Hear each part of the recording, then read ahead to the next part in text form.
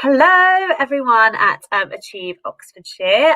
My name is Lizzie. I'm one of the practitioners at Achieve, and this is the lovely Annie who has joined me today to talk all about addiction.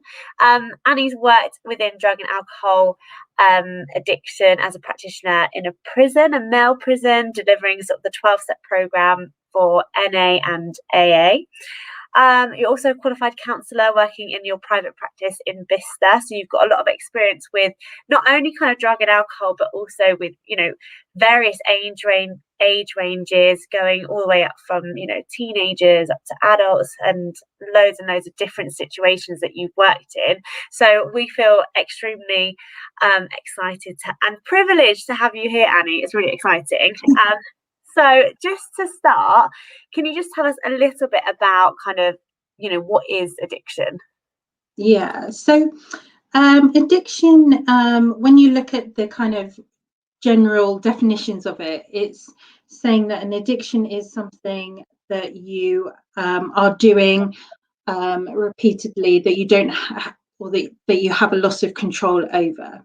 So it's something that has become out of your control that you're doing over and over, and it's causing either conflict in your life, or it's causing you to harm yourself in some way. So it's that inability to stop doing something that is harming you. Yeah, and do you, like, just from your experience, do you find that people like berate themselves in certain ways when they experience addiction, or maybe they haven't realized quite what it is? Is there any kind of key kind of negative impacts that you find are, symptoms, I guess, of an addiction that you can't control?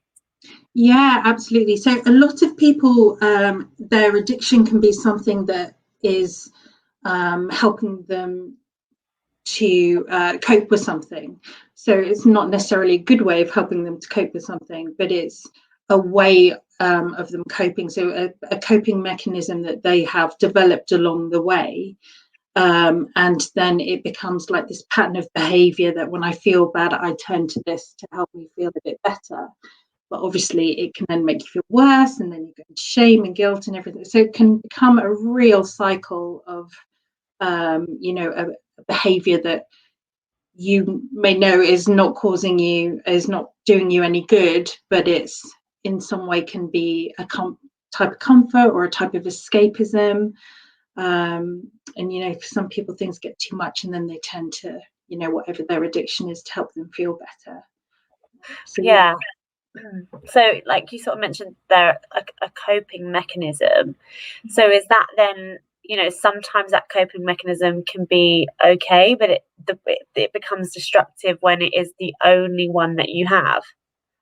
yeah, so it's looking at one of the things that I do when I work with people with addiction is looking at, okay, well, what did that coping mechanism do for you at that time? What were you using it to cope with?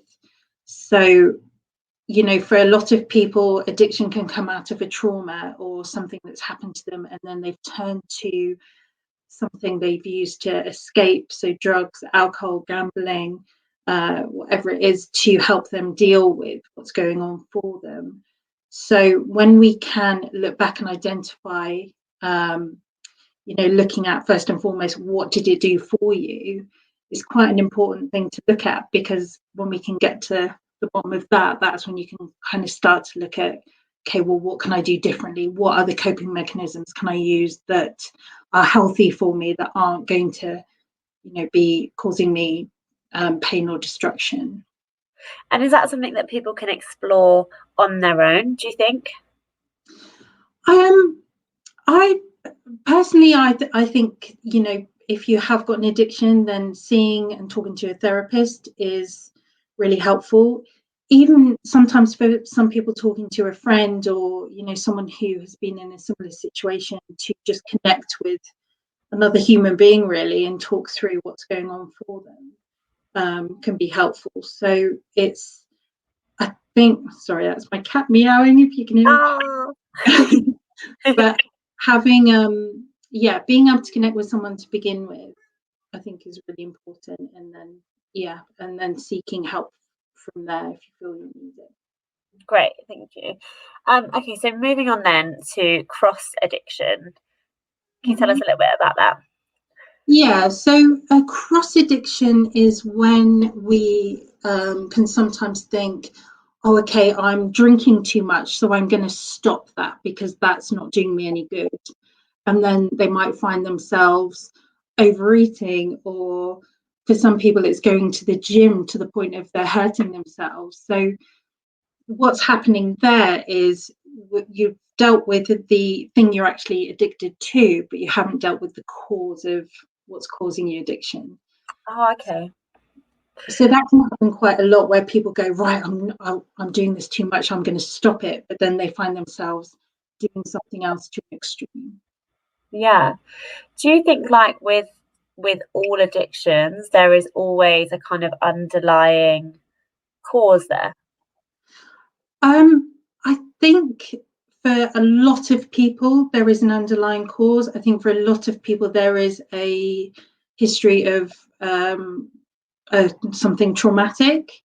But I do, there is also that thing of, for some people, an addiction can come from nowhere. It can be that, some people just can't drink alcohol. They have that chemical in their brain that makes it impossible for them to be able to stop. So I think I don't think there is an answer 100% for that. I think there's more kind of research to be done there, but I think for most people it does stem from, it starts as something, that's helped them cope with the trauma, and that Yeah. but then can become something else, unfortunately. Yeah, I think that's really interesting because sometimes maybe, like you say, there is more research to be done within that field.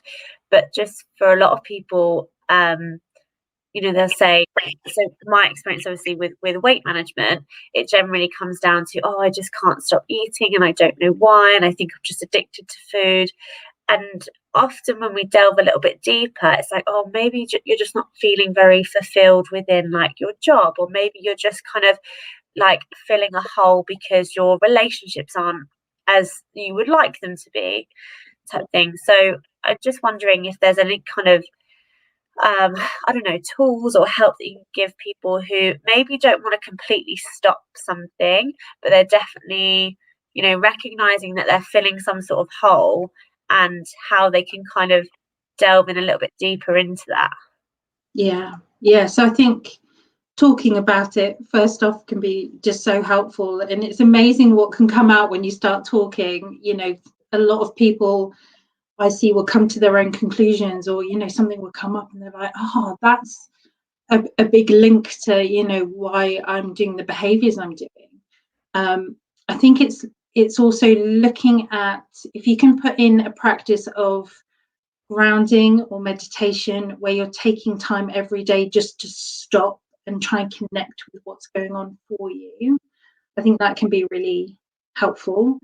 I think a lot of us are constantly on the go and constantly going from one thing to another, especially with our phones at the moment as well. We're constantly got, a device, so we're never just in thought, or we're never just contemplating what's going on for us. So to have a practice where you can stop and do some grounding and really connect with what's going on for you and what you need and how you're feeling and all that kind of stuff, I think is really helpful. Yeah, amazing. Thanks, Annie. Okay, so then just moving on to, how can people get help? What do they need to do? Yeah, so I think, first and foremost, it's looking at, um, when once you identify that you do need help, or that you have an issue, it's, one size doesn't fit all. There's so much out there. There's so many different ways of getting help for addiction. Um, Obviously, I've worked previously with the 12-step program, which is, been amazing for millions of people throughout the world. And it's all about, looking at admitting we have a problem, admitting that, that problem is bigger than us and we need support and help around us to help us get through that. So the NA and AA is out there. There's also OA, which is the Overeaters Anonymous. There's loads of different kind of branches to it, and so I would encourage people to have a look at that, because that is a free kind of service that you can join, so you can just see what's in your area, go along to a group, have a chat with someone there. If it's someone's wanting something more intensive, looking at rehabs, things like that, can be really the place for some people if they want to especially look at abstinence, or for some people it's looking at having a different approach where they don't want to go down that abstinence road, they want to just go more in a like, how do I manage this? I was also talk to the GP as well, first and foremost. And just educate yourself, really. Just go out there and really read up on what you need. Looking at alcohol, for example, it's making sure that you don't go cold turkey, because that can be dangerous for some people as well. So Yeah. It's kind of looking at everything that's out there. But I think first and foremost, if you don't know where to go and talk to your GP. They'll be able to signpost you to the right places. GP and also friends and family, have a chat, if it, get support. It's really important. Yeah. And contact you if they can, if they're allowed. Because I think, Annie, you are amazing, and you always give like the best kind of advice. I would love to just kind of pick your brains a little bit about, so for example, if I came to you and said, Annie, I'm really struggling at the moment, I'm eating like constantly, and I can't stop, and I always feel bad afterwards. And I think that's a key thing, isn't it? It's that feeling afterwards, because if you're just comfort eating and you feel great, there isn't really an issue there. But it's like when it's like constant, and so basically I'm feeling really rubbish and I know that it's not helping me. What would, say I'm working with you, what would be the first thing on your part that you would do? So it sounds like it's looking at that cycle of I'm feeling bad, I'm looking for comfort, I'm finding comfort in food, and food, let's face it, is something that nurtures us, it helps us grow, something that is makes us feel good. But then it's the looking at, actually, if I'm overeating or I'm eating when I'm not really hungry, I'm then feeling really awful about myself, and I'm starting that cycle again. So I think it's looking at that to begin with, and just having awareness around what you're doing in your practices. But I think then it's looking at, okay, well, what's driving that? What is it that's making you want to, feel better and to nurture yourself? And I think, being able to look back at maybe past experiences and, see if there is anything that needs processing or healing that's happened along the way in your life is really helpful.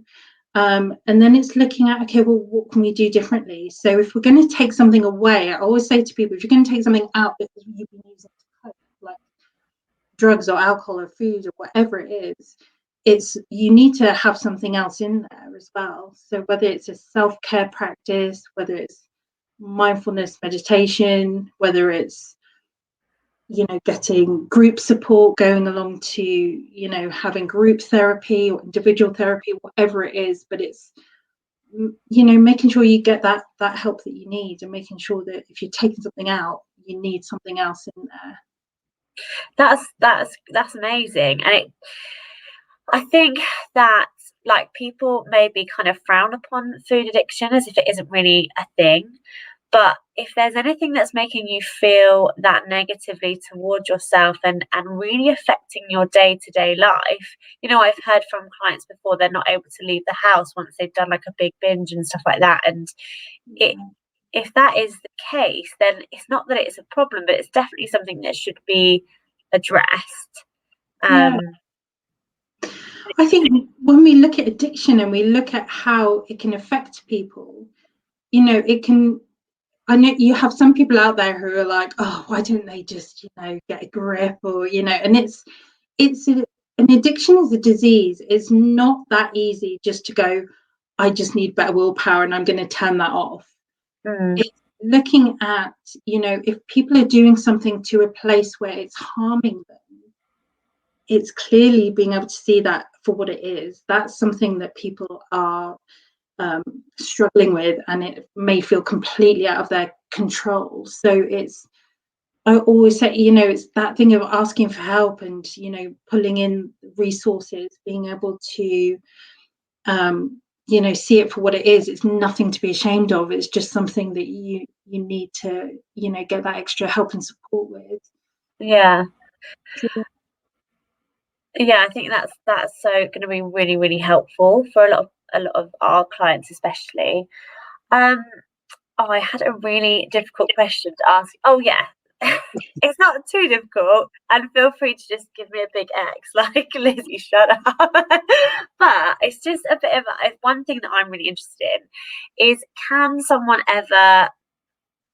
anyone ever fully recover from an addiction, whether that's an addiction where they decide to become completely abstinent from something, or whether that's an addiction like, for example, with food, where we can't just cut it out forever. Is it possible for people to recover?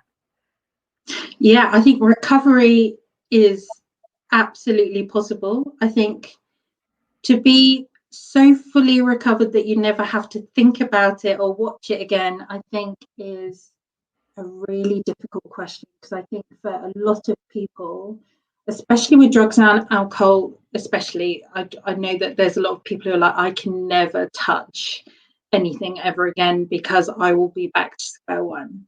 And there's something, that chemical reaction happens in the brain. With food, it's so it's a much more complex issue, I think, because we have to eat to survive. And so there is that kind of I suppose it's much more about managing. And I think food addiction can be really complex, and I'm definitely not an expert in this field, but my kind of experience and watching people and looking at people is some people can recover from things, and after many years think, oh, I can actually have that little bit of drink now, or I can have a piece of cake. And there's other people who are like, I need to eliminate sugar from my life, or I need to do this in order to not have the addiction awakened and overtake my life again. So I think it's such a personal journey for each and every person who's undertaking it. And and I guess a bit of trial and error as well. Yeah, absolutely. And I think a lot of people who do go into recovery, there's a very high percentage who do have a relapse, but that relapse will always teach you something. It's usually that feeling of, oh, I'm okay now, and I just want to have a little bit of whatever it is. But it's for a lot of people, then it's like, okay, now I know I can't do that. So it's trial and error, definitely. Trial and error, and really like getting to grips with being able to reflect back and not berate yourself, but reflect back and kind of look at it almost at like a outside of your own body view that situation. And cool. Which is why I think programs are so helpful, because if you have a program that you're constantly working, or you're constantly being able to refer back to it, it's almost that safety net of, if I have something where I'm always going to be accountable, I'm always going to look at my patterns of behavior. I think a lot of people in recovery need that kind of constant checking in. Well, I think people just need people, don't we? No one, I don't know any person that's ever been successful at anything in life where they've just done it on their own. Like, you always need people supporting you or in the background, or so it's not a bad thing. That's a great thing that you. Yeah, absolutely. And I think it's, when you reach out to someone to utilize, that help that's out there, you're still doing it. It's still you who is, getting that help. So I think people feel like they shouldn't burden other people, or they shouldn't put on. We're all here to help each other, and I think that's Yeah. really. And actually, it's part of the sort of 5 ways of well-being, isn't it? To first of all connect with other people, but on the opposite end, to help other people is actually helps to build our own self-confidence and our own well-being. So actually, Yeah, it's good that people do reach out, because it's giving other people an opportunity to go, oh, I didn't realize you were in this space. Like, let me be there for you and feel wanted, and like I've got a bit of a purpose type thing. yeah, absolutely. And it's one of the steps actually to give back, and to, because it not only, we're not only helping other people, but we're feeding our own kind of soul, and helping us to help others as well. It makes us feel good, and it's creating that cycle. Is that one of the steps within kind of AA and stuff, to give Yeah, back? yeah. Wow. And how, if you don't mind me asking, how did that go down within kind of the prison sector? Is that something that you had to kind of encourage those patients to give back as well within their Um, situations? well, we used to do a lot of group therapy, and we used to do readings and things like that. We used to do buddy systems where you'd have some of them that were on, the lower down, so they'd gone through the steps and they were much more knowledgeable. We'd kind of get them to help the newbies, and Oh, nice.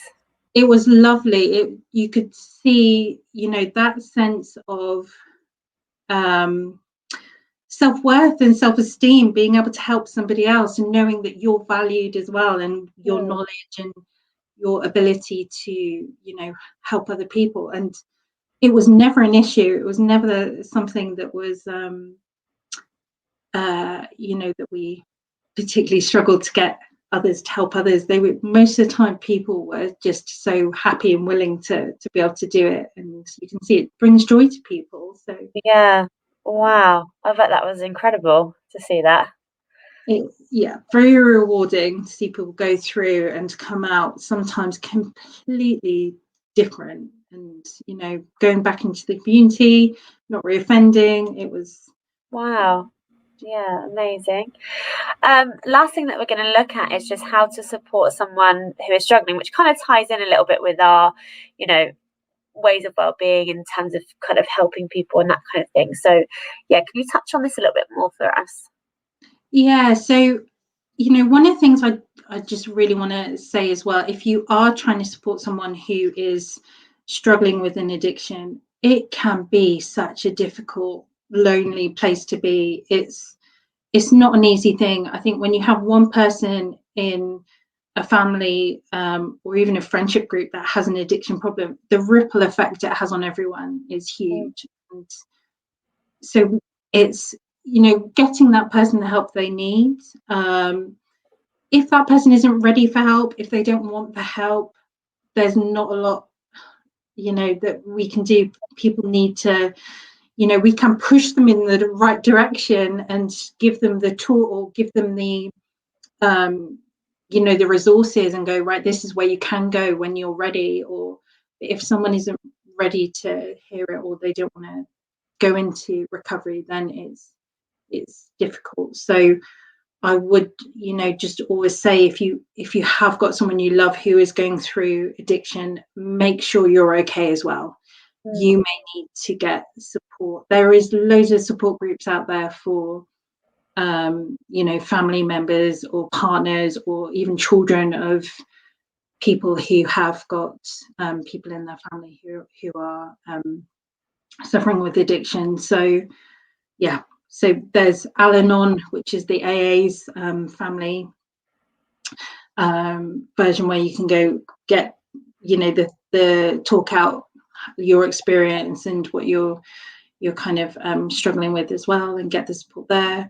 But yeah, I think we're going to put some signposting stuff yeah. up there. But yeah, I would just say, make sure that you're okay as well, because it's hard looking after someone who's in addiction. Yeah, yeah, we're definitely going to put some resources on the Facebook page and hopefully on the website as well. But yeah, it's like you say, it's so difficult to take on, maybe not necessarily to take on their issues and their addiction and stuff, but it can be so difficult to see that and see how it's destroying them, and how sometimes they'll go through that thing where they're in that sort of, pre-contemplation, contemplation, and they go back to that lapse of like, actually, no, I want to do this, and that can be quite a long process. Am I right in sort of saying that, where people kind of go up and down? Absolutely, yeah. And it can be so hard to watch, because I think sometimes you just want to, do it for them, or, and you can't. You have to let them go through the process and make their mistakes along the way. But hopefully, it's looking at what they learn from, going through that, and hopefully, coming through the other side. But I think, one of the key things that really helps people in addiction is that support from family and friends. There's that thing of, oh, people need to hit rock bottom, and we need to back away and not kind of help them in any way. And they've actually shown now that it is the help and the knowing that they have support is what gets most people through into recovery. So. Yeah. Oh wow. Okay. That's really good to know, because I didn't realize that. Yeah, because you hear that a lot, don't you? Or you've just got to leave them to it or whatever. But actually, just kind of being there, and I guess maybe not taking things personally when somebody, when you've spent time with someone and you really feel like they're making a change and they're ready for, whatever, and then they suddenly go and relapse, rather than taking it on yourself, just thinking all you can do is be there and listen and be Yeah. non-judgmental. Yeah. And I think it's, often if people do go into a relapse, we can, for a lot of us, we can look at it and go, right, we're back to square one. You're not always back to square one. A lot of the times those seeds have been sown for, okay, this is how I do it. And maybe I didn't, get everything completely right this time, but next time, every time you're building those tools and that resistance to, trying to do things differently and trying to, get into that recovery process. So I would say just don't always think you're back to square one if people do relapse. There's always stuff that, hopefully they've learned in those seeds that have been planted to help move Yeah. them through it. Yeah, absolutely. Um, Annie, that's been amazing. Like, I found it really, really interesting, and it's so great to hear from someone who's actually worked kind of frontline with so many different people who have had different types of addiction. I'm sure we could go on for like hours and hours and hours about it, but if anyone has any questions, can they come to you, or do you want them to just post something underneath, this video on the Facebook page? What would be the best thing for you, do you think? Yeah, I mean, if they want to, probably posting on the Facebook page, and then we can know exactly where everything is. And Yeah. yeah, definitely have a look and reply if there is any questions. Yeah, and like, no question is a silly question. Whatever you put up there is going to be helpful for other people as well. So yeah, I love that, Annie. Thank you so, so much. And yeah, well, hopefully we'll do another one soon. So thank you very much. Bye. Thank you. Bye.